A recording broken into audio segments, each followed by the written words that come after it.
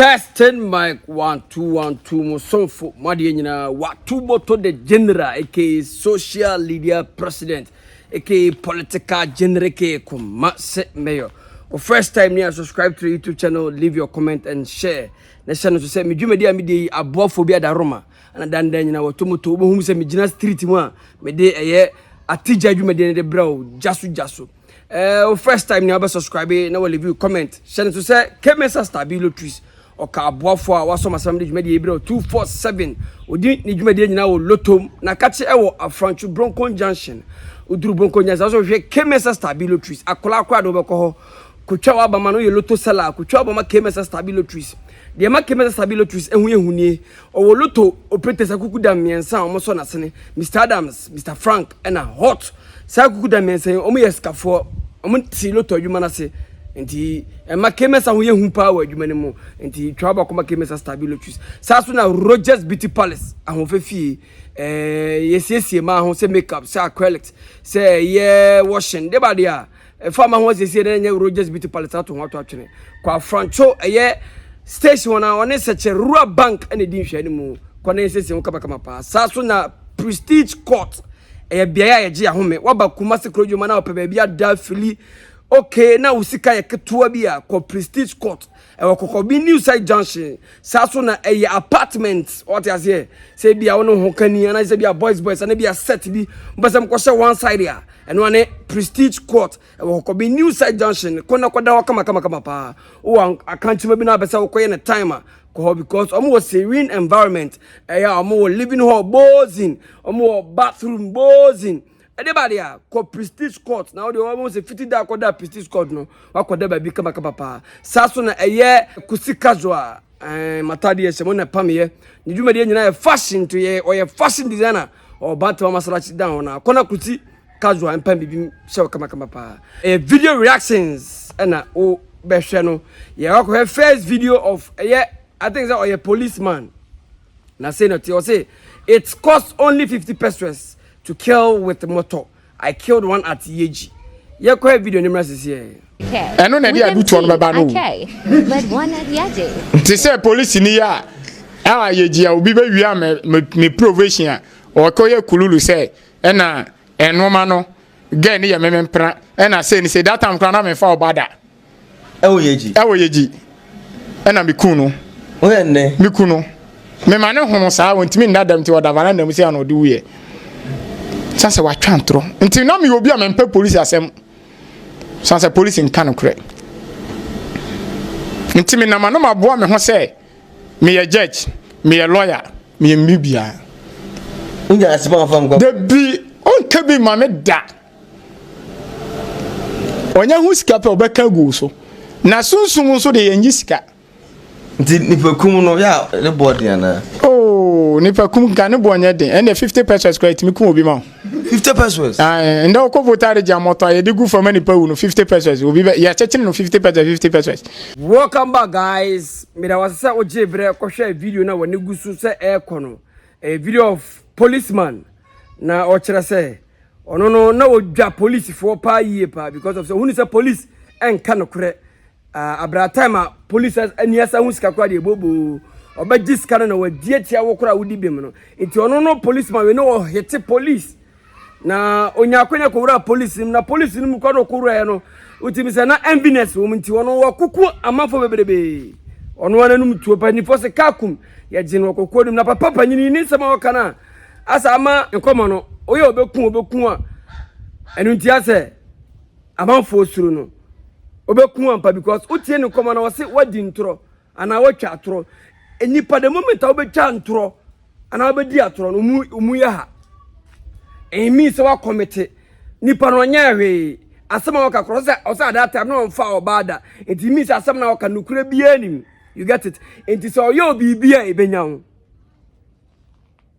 1 watwa ntro 2 asema no nipa no waka no wamo se oh bibi entesa ena wabu oni aguso enam se ohun sikanti ehwo no wa committee de man ni be ye obi a obewu enti wakase wakunipa I believe him ewiase wan committee obi a se wa akwase wan committee obi mo wan committee unya asem enti mi se aremede se wan committee ho ama bibi a bibi kro ni ntimi nya ohwe You get it? Man no asema ka nyane say ogina bibi so utware ntoro udi ni bone nko ade he can kill you and it's there. Say amanfo bodua ma na ye adwuma ana me bo ana de obete se wo ha bia ye adwuma o ye bodua ma na ye adwuma the moment wa commit nko ade de be se de ye obi betim de for like for say utirim na se ne so enti wo ha abrabo na aborum be say obi be ku ato akene kwa on be say obi be ye obi bi dia don't commit who left from your right. Enti na me beto so obi ni obi ye de o social media so me say ma hu say ma me yi pape jade ya wo ye na wo commit nko ade obetim atwa nko na so utie papa na sam na waka na wose ne yonko police ni o ena hye adwuma ma no ade ne kura bi anim ba waka no otwa ntorato so ene de obekun ampa wakunu obekọ Yeji kokọ busa na ya ampa so because wi ase de utwa ntorato obi so wa commit uwi obi ade wa commit the moment wa commit no ekwa bada ho ye bekun enko ba bia hye ne so eti hu agudi a wudi ni ye menye no basa because u committee obi ye obi wa ni fie tene se obi committee wa fache no obi wa ni fie ye tene se obi committee wa kunu to twene obi wa ni fie ye kire ne se obi committee wa kobono you get obi ani ni fie ntete hu agudi a ara wudi ni de bia ntire am kasa asam ne kire no ye din come about a caption of a video or say it cost only 50 pesewas to kill with motor. I killed one at Yeji. I used to hate policemen or a police officer. There be I'm not saying video be waka say police for them power member general. It means say you invite them kwa na kura kwan so na ye ntro kwan so kwa dia obekun. And I think say they are afraid of him. Ni nyina so na dey konk. The moment I be committee obi say we tie ko na me ni wudi ni ye pa. Me menye Mr. Right o hwe. But ya betra brabo na mu na kakra na yesu ye di tutu yonfo. Uko committee obi I say me je na obi di nsa be hye me no metima ka ba mfa nsa me hye me metimi ka ntina ban important say wonsa se obi anu a yenye gidigidi obi ka ne sense so ama wonsa ate ate nkomo na se enti papa yi the moment aba committee no on fa nchewo ni fie sa na etete no he will go and kill you and aye bebrebe ekoye ma no he's okay eno me video ba kwa na o su say ade awaro get e wona brabam so kuni nuam. And I'm not here to dive into that video, but the video when I hear no, the media so say was say what chantora to no so the moment what chantora to obi so they were committed. Enti na ko wi obi ade ya pa your crofo na ya che no abo no. The moment I be ade a go against bibi ni de wa committed and no committee omu ya ha also no yankopon kwa yi ni safiri so. Let me be honest with you. Ya kwa asore sa no maka kire. Enti men committee obi a ni da ho pa no committee obi be ku o.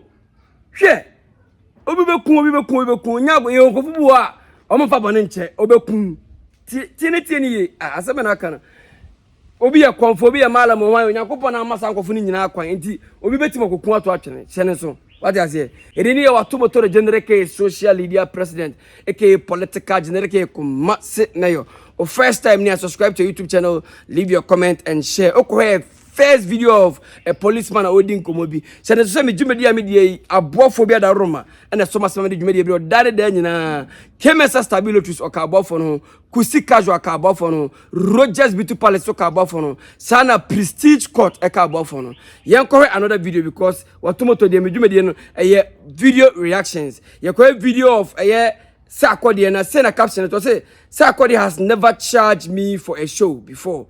CEO of Aquaba UK.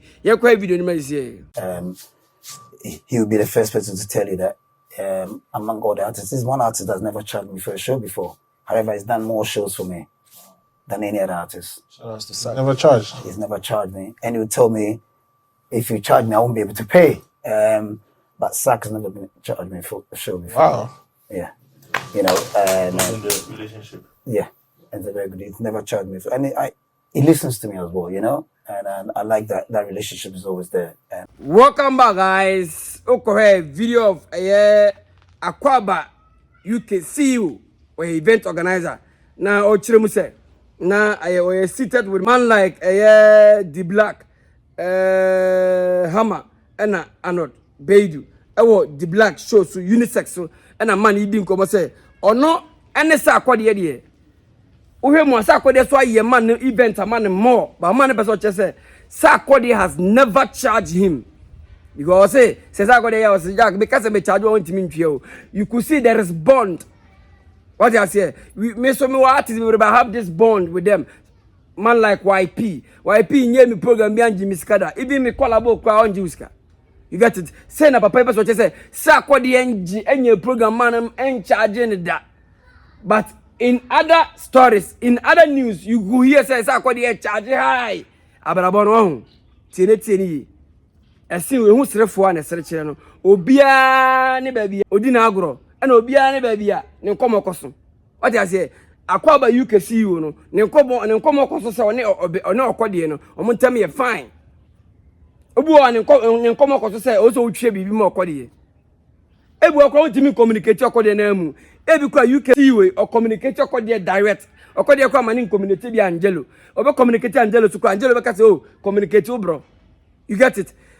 A bond inti ya wa ha nye hu agura ye die ni ye we event organizer na say oni artist bi ya di agura mun create bond mun hu magudi ya mudie ye because enye artist ni nyina na sabi o mabodam ene ne artist ni nyina na sabi o madwene ye what I say se ba kwa adwene nya ba kwa adwene ye at times me tete se bebrebe run out come on say eye baba sadek Shatawale su de baba sadek ka ebe wi ase na event bi a ohosu ya Shatawale anko the NTA be about chine boss or origin is can say be a Shatawale so charge no ansa na oko show no this is show na maso dey fam sika mame mumma yen nyina yen tie ho say enye show bia na yesika show ene ne show bia so na enye sika show bi wo unya na baba na ka pay him unya na baba show no try and pay unya na say oh unya na baba show na mo dey pay him off you get it but obi wo ha ene ni da ho say day in day out me nya na ntimi ya de kra ontwa ya bi oh yes sir ada unya ade ne pa no nua no umbi there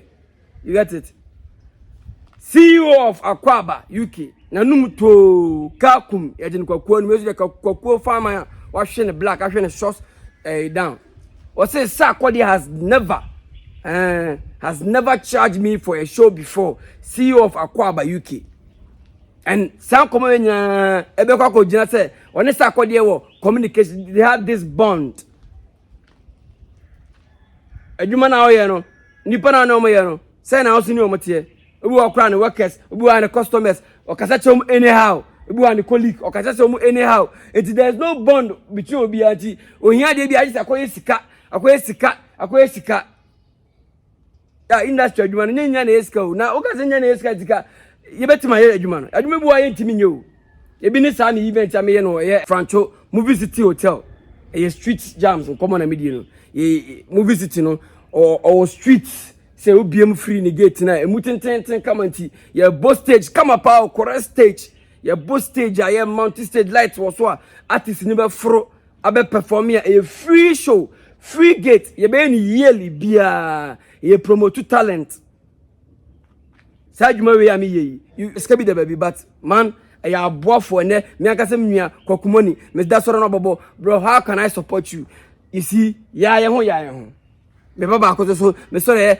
me nua bia flyer polos ay correct flyer ma mo anje me hwe me da soro ya me school san so ba kwa correct flyer ma mo anje me hwe it tells you say a bond o sako na won create bond papa what I say ene bibia na be yesika esa dia abrabo na otim no woni nji o you get it be okay with some people obi wo ha ni colleagues kwa ono mo ko ono mo nya fine man o ye ne sade awaso be hye okromo at times on tetenyoma se low things on onu colleagues enya boss system on because ebeduru ebi na table na turn ahani abande the table will keep on turning tables na ebe turn sa ti de wosoro na betima be di ase chena de wose ba betima be diri so chanti ye gusu aye kon no ye hu ye ho agudie ye oh ye ntwiti ye ho wo because at the end of the day me and my be president one na ba be vice one na ba be hwan is ye ntwiti ye hu ya ebe re ko duru ye tima ye I just say I'm really impressed because some come be say I want temper Sarkodie o be tell na Sarkodie say chi eden na Sarkodie say chi eden na so go busa Sarkodie sika ebe re ye hu say Sarkodie say chi eden mu pesika busa rodo nti busa nko ade a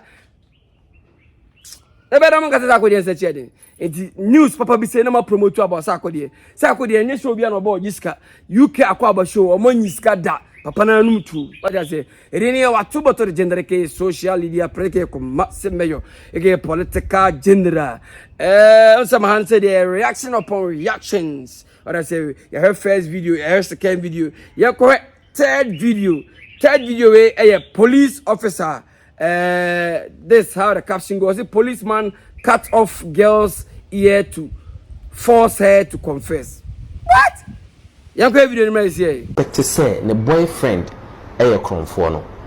Oba no call police station ho say ya che the boyfriend or correct the intia ya che no koya ya che ono so aka as a prime suspect. What che no kra say you have the right if you believe so a prime suspect. Na interrogate no sampa unim ne boy no eno ma bone a wo ya esese utwa naso ana ye kasa enu abai ye twa naso a se wohwe kwan ye fa so twa naso na orebe ho obi anta naso entibato oba police station ho with the missing year. Yes. If it is true, say when I work China, so it will be very, very unfortunate. It will become topical in this country, a topical issue, because under the law, the police is allowed to use reasonable force when the suspect is evading arrest. Wasona any hono video ya yenya chese wason almost quarter is gone. Ufri abonten ba no ode aso a any hono bae anase ba ne say. Me the full body ne bae. Na eba ne say na wason quarter ekoyi. See, I didn't know that you be so much the train and it's here. Okay. Time or yet. No, but to me, wow. Sassy, I didn't even know who no. Wouldn't mean it. See, I did Suputo no, Amayati, as I say. Oba police station, when I was soon anyhow. And then I walk out for home.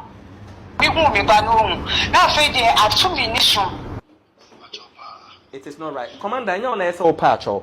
Dear, what can you panasono? Or no, and I expect to be patcho. So, because all cast a patcho, dear, what did Boneno? They say he's gone scot free. Oh, I will know what to do. I beg you. Commander, say one friend. Ankasa and Trona odi yesia. My friend no na kasa twice. Second time we di matem. Ain't it the best thing on say? Welcome back, guys. Video na when you go so ahwe na aboafo da roma KMS Stabi Rogers Beauty Palace kusi casual na so ba video bro kama pa. Okọ video no tie ye. Policeman assassin na ase no kura bi anim but also commander air patch. Let me be honest with you. Ghana police force a big boy juma yan fancy you. Ghana police force no omo timoto so omo ye den MTU for one for they are really working. Ghana police they are really working under the governance of IGP. Dampare, you guys are working. Papa Dampare, omana bisu sabi ebi jimi. Asembeni. CID etu for so bi anya evidence and I say umna confess na ukoka na so ana akote na so this one pass we dey eat na kete na so nyina friwa na akwaya na obai on say wi ase no commander e pa chokeke because ye hwie nye me pa chawo na mo beka oh ada na aban we sa ada na aban we do sabi unkwa ugimi bebe cover ebe sra Ghana police force ni nyina hwe the emeresante a ene dwuma pa ma boa be si na ede na aban baba enkura sesemi aban be ni police officer be ni ye fa ni ya ben ho na fa no ugu woni masepa o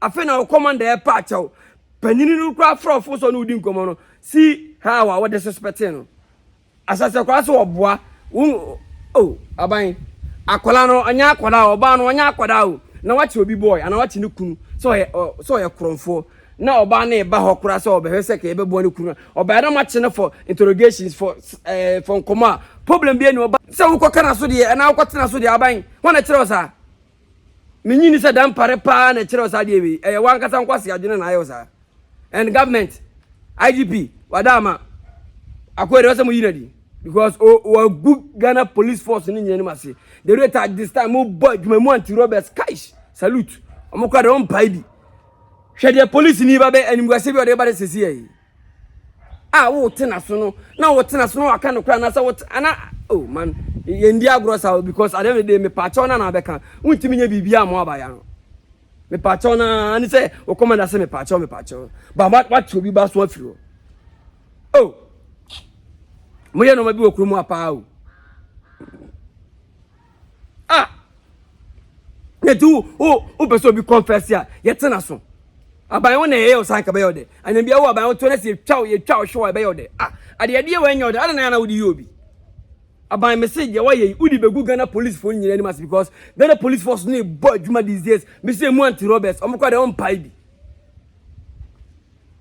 hwede wo ye sesi e hwenim gwase bia begu Ghana police force sadia common confession ti what obi ba so afede ko wi ase o commander na e pa achew hwe commander e pa achew anim gwase be na o da ko commander yi mo kan bi na times Ghana for na bi abana temuno and we better than ka say on professionalism because say we are professional pa me nyini say open confession afro bi anu ko tena so edini ya watu motor generate ke social media present ke ko massimeyo ara ho pa o ma me on say akra na ma me kuresu ne be ko police station about ba na so ni ho ade ya confess ke ka on confess na nyambia unu police ni so oye de oye no